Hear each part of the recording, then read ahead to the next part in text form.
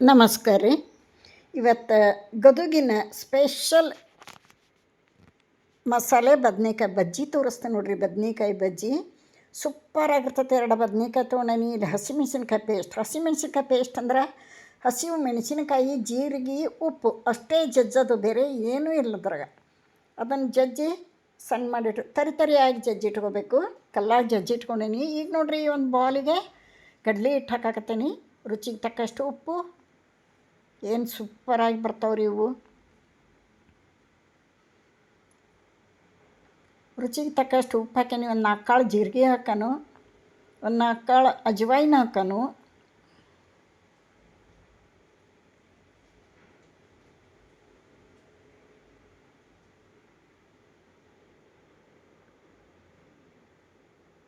ಚಿಟಿಕೆ ಅರಿಶಿಣ ಪುಡಿ ಹಾಕೋನು. ಪಕ್ಕ ಗದುಗಿನ ಬದನೆಕಾಯಿ ಬಜ್ಜಿ ನೋಡ್ರಿ ರೆಡಿ ಆಗ್ಯಾವು. ಭಾಳ ಈಜಿ ಐತಿ, ಏನು ಕಷ್ಟದ ಕೆಲಸ ಇಲ್ಲ.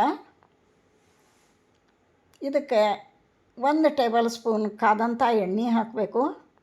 ಕ್ರಿಸ್ಪಿಯಾಗಿ ಬರ್ತಾವು.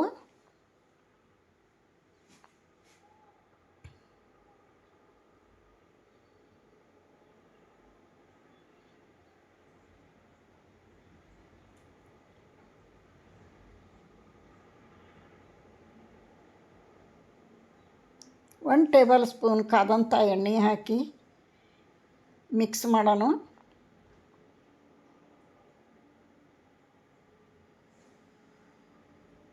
ಇದನ್ನು ಚಲೋ ಹೊತ್ತು ಕೈಲೇ ಕಲಸೋಣ. ಎಲ್ಲ ಹಿಟ್ಟಿಗೂ ಎಣ್ಣೆ ಉಪ್ಪು ಹತ್ತಬೇಕು.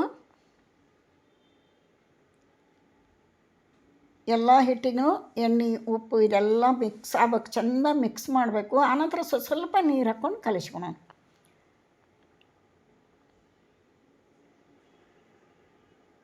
ಇದು ಹೆಂಗೆ ಕಲಿಸ್ಬೇಕು ಅನ್ನೋದನ್ನು ತೋರಿಸ್ತಾನೆ.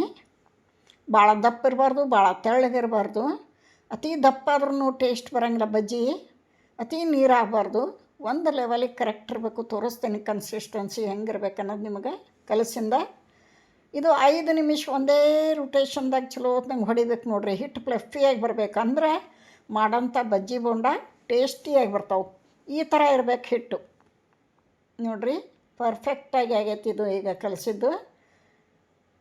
ಇದನ್ನು ಸೈಡಿಗೆ ಇಡೋಣ ನೋಡಿರಿ. ಈ ಥರ ಆಗಬೇಕು ಹಿಟ್ಟು. ಬಜ್ಜಿಗೆ ಮೆತ್ತಗೋಬಾರ್ದು ಭಾಳಷ್ಟು, ಕೋಟಿಂಗಿಗೋಸ್ಕರ. ಇದನ್ನು ಸೈಡಿಗೆ ಇಡೋಣ. ಈಗ ನೋಡಿರಿ, ಬದ್ನಿಕಾಯಿ ಹೆಚ್ಕೊಂಬಂದೇನು ಗಾಲಿ ಹಂಗೆ. ಬದ್ನಿಕಾಯಿ ಚಿಕ್ಕ ಇರಬಾರ್ದು, ಅತಿ ದೊಡ್ಡ ಇರಬಾರ್ದು, ಮೀಡಿಯಮ್ ಇರಬೇಕು. ಗಾಲಿ ನೋಡಿರಿ ಎಷ್ಟು ಚೆಂದಾಗ್ಯಾವು. ಭಾಳ ದಪ್ಪಲ್ಲ, ತೆಳಗಲ್ಲ.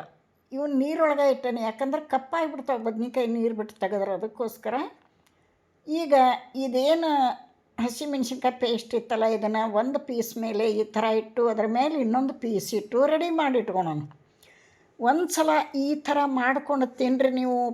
ಪದೇ ಮಾಡ್ತೀರಿ ನೋಡಿರಿ. ಏನು ಟೇಸ್ಟ್ ಆಕ್ಕವಂತೀರಿ ಇವು. ಮೇಲೆ ಕ್ರಿಸ್ಪಿಯಾಗಿರ್ತಾವೆ, ಒಳಗೆ ಸ್ಮೂತಾಗಿರ್ತಾವೆ. ತಿಂದಷ್ಟು ತಿನ್ಬೇಕು ಅನ್ನಿಸ್ತೈತಿ. ಸಾಕು ಅನ್ಸಂಗಿಲ್ಲ, ಅಷ್ಟೊಂದು ಟೇಸ್ಟಾಗಿರ್ತಾವೆ. ಇಲ್ಲಿ ಇಂಪಾರ್ಟೆಂಟ್ ಇನ್ನೊಂದು ಏನಂದ್ರೆ, ಖಾರ ಇರೋಂಥ ಮೆಣಸಿನ್ಕಾಯಿ ತೊಗೋಬೇಡ್ರಿ. ಜವಾರಿ ಮೆಣಸಿನ್ಕಾಯಿ ತೊಗೋರಿ. ಖಾರ ಕಡಿಮೆ ಇರಬೇಕು, ರುಚಿ ಇರಬೇಕು. ಅತಿ ಖಾರದ ಮೆಣಸಿನ್ಕಾಯಿ ತೊಗೋಬೇಡ್ರಿ ನೋಡಿರಿ. ಇಷ್ಟಿಷ್ಟು ಖಾರ ಹಚ್ಚಿ ಇದ ಮೇಲೆ ಕವರ್ ಮಾಡಿ ಇವೆಲ್ಲ ರೆಡಿ ಮಾಡಿ ಇಟ್ಕೋತೇನೆ ನೋಡಿರಿ. ಈ ಥರ ರೆಡಿ ಮಾಡಿ ಇಟ್ಕೋಬೇಕು. ಹಿಟ್ಟಂತೂ ಆಲ್ರೆಡಿ ರೆಡಿ ಐತಿ. ಎಣ್ಣೆ ಆಲ್ರೆಡಿ ಕಾಯಕ್ಕಿಟ್ಟೇನಿ. ಇದನ್ನು ಒಂದೊಂದಾಗಿ ಎಣ್ಣೆಯೊಳಗೆ ಅದ್ದಿ ಬಿಡಬೇಕು. ಸಾಯಂಕಾಲ ಟೀ ಜೊತೆಗೆ ಹೊರಗೆ ಮಳೆ ಬರೋ ಹೊತ್ತಿನಾಗ ಏನಾದರೂ ಬಿಸಿ ತಿನ್ನಬೇಕು ಅನ್ನಿಸ್ದಾಗ ಈ ಥರ ಮಸಾಲ ಖಾರದ ಬಜ್ಜಿ ಮಾಡ್ಕೋರಿ. ಒಂದು ಸಲ ನೀವು ಮಾಡ್ಕೊಂಡು ತಿಂದ್ರಿ ಅಂದ್ರೆ ನೋಡಿರಿ, ಅದರ ರುಚಿಗೆ ನೀವು ಇನ್ನೂ ಪದೇ ಮಾಡ್ಕೊಂಡು ತಿಂತೀರಿ. ಅಷ್ಟೊಂದು ಎಲ್ಲರಿಗೂ ಫೇವ್ರೆಟ್ ಆಗ್ತದೆ ಇದು ಬಜ್ಜಿ. ವಿಶೇಷ ಆದಂಥ ಬಜ್ಜಿ ಇದು. ಗದುಗಿನ ಫೇಮಸ್ ಬದನೆಕಾಯಿ ಬಜ್ಜಿ. ಇದನ್ನೇ ಎಣ್ಣೆ ಕಾದಿಂದ ಬಿಟ್ಟು ಸ್ವಲ್ಪ ಮೀಡಿಯಮ್ ಟು ಸ್ಲೋ ಮಧ್ಯದಲ್ಲಿಟ್ಟು ತಿರುಗಿಸಿ ಹಾಕ್ತಾ ಕಲರ್ ಚೇಂಜ್ ಆಗಬೇಕು. ಚೆಂದಾಗಿ ಇವು ಬೇಯಬೇಕು. ಏನು ಸೂಪರಾಗಿ ಬಂದಾವಂತೀರಿ. ಸಾಕು ಅನ್ಸಂಗಿಲ್ಲ ನೋಡಿರಿ. ಟೀ ಜೊತೆಗೆ ತಿನ್ನಕತ್ರಿ ಇನ್ನೂ ಬೇಕು ಅನ್ನಿಸ್ತತಿ. ಒಮ್ಮೆ ಟ್ರೈ ಮಾಡಿರಿ.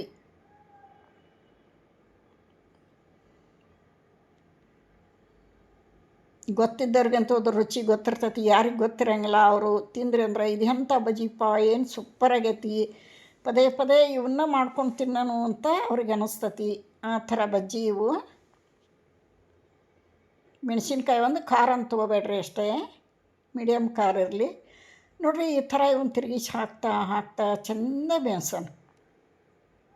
ಯಾರೆಲ್ಲ ವಿಡಿಯೋ ನೋಡತ್ರಿ ಇಷ್ಟ ಆದ್ರೆ ಒಂದು ಲೈಕ್ ಕೊಡ್ರಿ.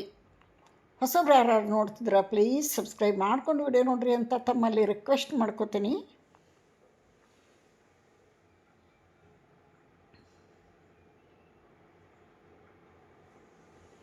ಯಾರಾದರೂ ಬಂದಾಗ ಮಾಡಿಕೊಟ್ರಿ ಅಂದರೆ ಹೆಂಗೆ ಮಾಡಿರಿ ಅಂತ ರೆಸಿಪಿ ಕೇಳ್ಕೊಂಡೇ ಹೋಗ್ತಾರೆ ನೋಡ್ರಿ, ಅಷ್ಟೊಂದು ಅದ್ಭುತ ರುಚಿ.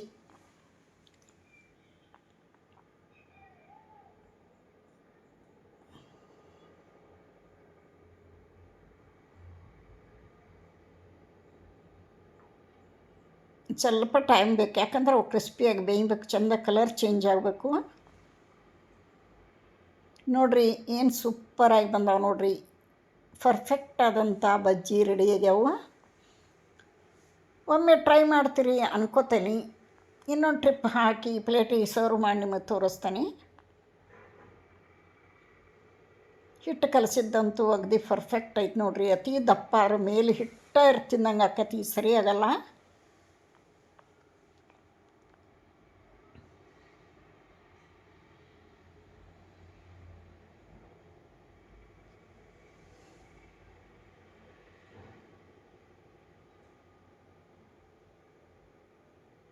ತಿನ್ನೋ ಹೊತ್ನ್ಯಾಗ ಕ್ರಿಸ್ಪಿ ಆದಂಥ ಮೇಲಿನ ಪದರು ಹಿಟ್ಟು, ಆ ಬದನೆಕಾಯಿ ಒಳಗಿರೋಂಥ ಖಾರ, ಆಹಾ ಇನ್ನೂ ಬೇಕು ಅನ್ನಿಸ್ತತಿ ತಿನ್ನಕತ್ರ. ನೋಡಿರಿ ರೆಡಿ ಆದವು ನಮ್ಮ ಬಜ್ಜಿ.